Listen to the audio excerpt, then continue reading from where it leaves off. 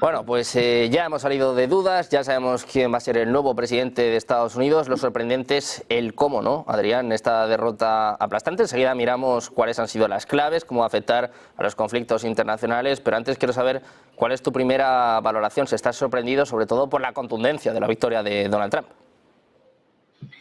No del todo, la verdad es que el contexto apuntaba en una dirección similar. Bueno, siempre dentro de ese carácter especulativo que pueden tener las encuestas o las predicciones en un contexto de unas elecciones que podían o pueden representar un cambio civilizatorio en Estados Unidos, con lo cual todas las apuestas son extremas y la fiabilidad de los distintos equilibrios, tanto en el proceso electoral como en la realización de las encuestas, etcétera, pues bueno, se relativiza bastante. Esto hacía crear un contexto relativamente peligroso en el caso de que no hubiese diferencias significativas, pero bueno, el que la victoria de uno o de otro sea suficientemente clara, pues aleja bastante ese posible escenario de un conflicto social que podría haber sido realmente muy peligroso en Estados Unidos. Bueno, hay, desde el punto de vista del resultado de la victoria, independientemente de este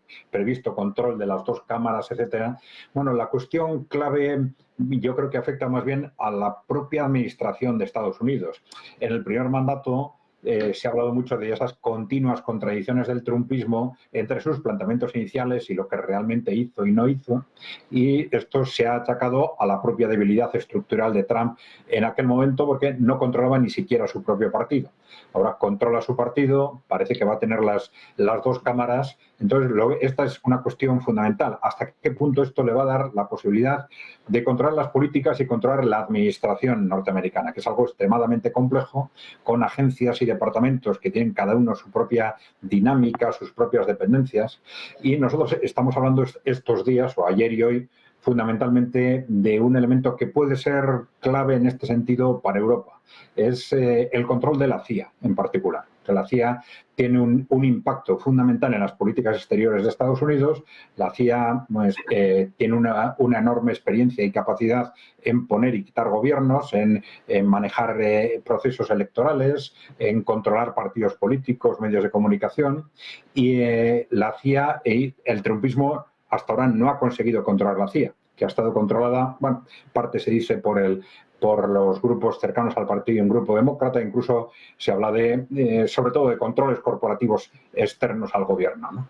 Pero esta es una cuestión clave, porque si el trumpismo consigue controlar en concreto otros organismos también, pero la CIA, pues su impacto en las políticas europeas, en la evolución política de Europa, puede ser muy importante, ¿no? Yo creo que incluso movimientos que se están produciendo, pues el que se ha producido en Alemania, justo al día siguiente de las elecciones, que apunta ya al adelanto electoral, pueden estar relacionados con esa previsión de un nuevo mandato de Donald Trump que puede tener una enorme influencia en los procesos electorales en Europa, en países claves como Francia o como Alemania, que ha sido un país en el que las fuerzas políticas han estado tremendamente influidas desde Estados Unidos y en el que, de alguna forma, este movimiento del canciller Scholz pues probablemente está apuntando a un contexto electoral que casi seguro va a dar por perdidas las elecciones por parte de los grupos que están ahora en el gobierno,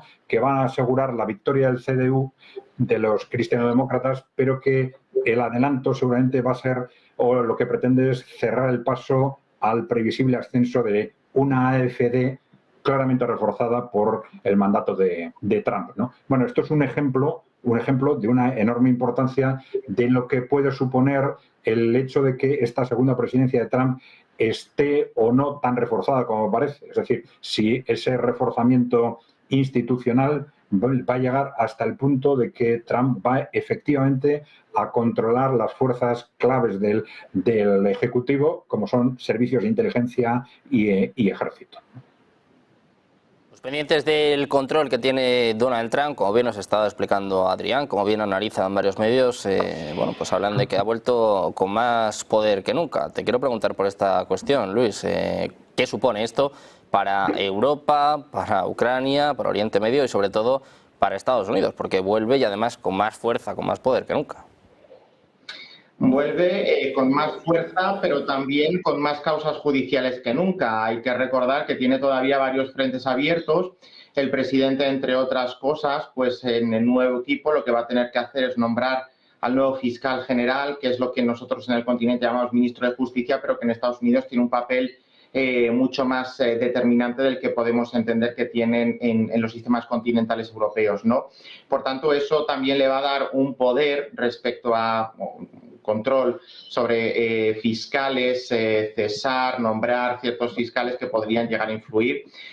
También hay que tener en cuenta que el presidente tiene la posibilidad de indultar, podría llegar a indultarse a sí mismo. Sí que es verdad que solo para aquellos delitos que sean de naturaleza federal, aquellos que se estén desarrollando en un nivel estatal escaparían de ese poder, pero bueno, sí que es verdad que hablamos mucho de las mayorías que está teniendo Donald Trump, tanto en cuanto al voto popular, al voto en el colegio electoral, en las cámaras, que eso también ha sido un componente muy importante, y yo creo que eso es una nota distintiva de esta segunda administración que va a ser a partir del año que viene la vuelta de Donald Trump a la Casa Blanca. Como decía Adrián, en el periodo anterior el Partido Republicano no estaba bajo el dominio total del ya presidente electo, tenía voces críticas, algunas de ellas han acabado, por no decir muchas, han acabado fuera del Partido Republicano, incluso llegando a pedir el voto para Kamala Harris.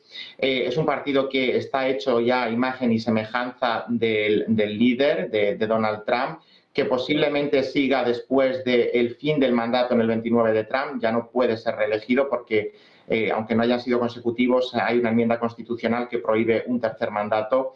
Y, por tanto, todo ese poder va a poner en manos de Donald Trump todo ese rodillo legislativo que nos va a afectar en Europa, ¿no? Que duda cabe, si sigue las líneas que siguió durante su primer mandato, pues esa línea proteccionista, aunque Joe Biden tampoco ha ido mucho en la línea contraria, más bien ha ido profundizando en todo esto que Donald Trump empezó a implementar de aranceles, de proteccionismo de ciertos sectores de la economía estadounidense.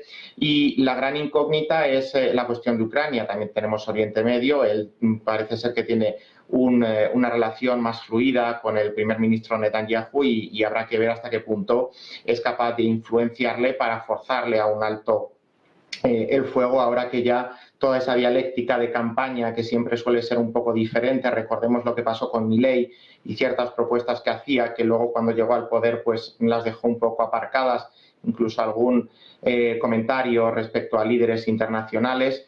Bueno, habrá que ver cómo se concreta en ese caso, pero lo que más nos va a influir en Europa es sin duda la propuesta que vaya a hacer para el caso de Ucrania. Él ha repetido en bastantes ocasiones que tiene un plan para incluso acabar con la guerra en 24 horas y habrá que ver la letra pequeña de este plan de paz, de este contrato de paz que Ucrania queda, en qué condiciones, si hay cesiones territoriales, si por el contrario no hay cesiones territoriales, pero como en algún medio se apuntaba, se fuerza a los europeos a desplegar una especie de misión de paz, de control de esa zona fronteriza que quedará entre Ucrania y Rusia, si también va a haber una cercenación de la soberanía ucraniana imponiéndole lo que se ha llamado incluso la finlandización del país, que en términos generales significa ese deber de neutralidad forzada en contra a veces incluso de la propia voluntad soberana y que podría trasladarse a que no entrara en la Unión Europea, a que no entrara en la OTAN con un plazo transitorio, por ejemplo, de 20 años. También se podía ver esta mañana en algunos medios propuestas de que el Wall Street Journal decía que una de las cuestiones que podía plantear Donald Trump es que la OTAN se comprometa a que Ucrania no entrará en 20 años. Bueno, todo eso que a día de hoy son elucubraciones y son más sombras que luces, deberá de concretarse. Pero sobre todo en Europa nos va a afectar esta nueva administración Trump, salvo que haya un giro copernicano al respecto en temas económicos y en temas de defensa. Es de esperar que los Estados europeos se vean forzados a cumplir con ese objetivo de cumplir la contribución o elevar el gasto de su presupuesto a cuestiones de defensa hasta el 2%, y también en temas económicos, que duda cabe. ¿Qué puede hacer la Unión en este sentido? Bueno, pues intentar deslocalizar o redirigir esos flujos comerciales, intentar compensarlos buscando nuevos nichos de mercado, pues, por ejemplo, en Asia, en Latinoamérica, y en términos de defensa, pues apostar por una mayor autonomía estratégica en base a lo que ya hemos ido avanzando en los últimos años, pero que quizá ahora, y por eso a lo mejor la nueva comisión, ya la presidenta von der Leyen contemplaba esa posibilidad de un comisario de defensa, ¿no? Son muchos interrogantes, pero que seguramente en breve plazo de tiempo, los próximos meses, antes o después de la entrada en funciones el 20 de enero del 25, se nos vayan clarificando.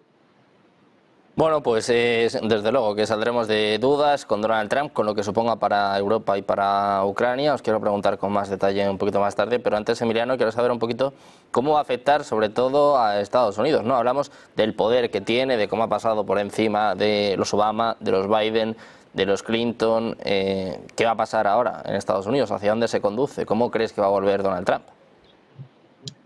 Pues sorpresivamente el pueblo norteamericano se ha ido el harakiri directamente, porque vamos a entrar de la democracia estadounidense a la era de la autocracia trumpista. ¿Por qué digo esto? Porque habitualmente el pueblo norteamericano había sido lo suficientemente listo para que no dar mayorías a un presidente. De tal manera que si el presidente era republicano, pues una de las cámaras, o las dos, estaban en manos del otro partido.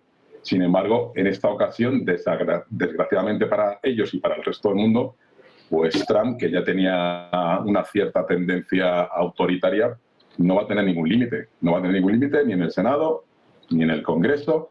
Y lo peor de todo, recordemos que el Tribunal Supremo, con una mayoría de jueces nombrados por Trump, evidentemente, hizo una sentencia donde le hacía inmune. Le otorgaba una inmunidad presidencial por todos sus actos. Eso significa que la famosa división de poderes, a partir de enero del año que viene, termina.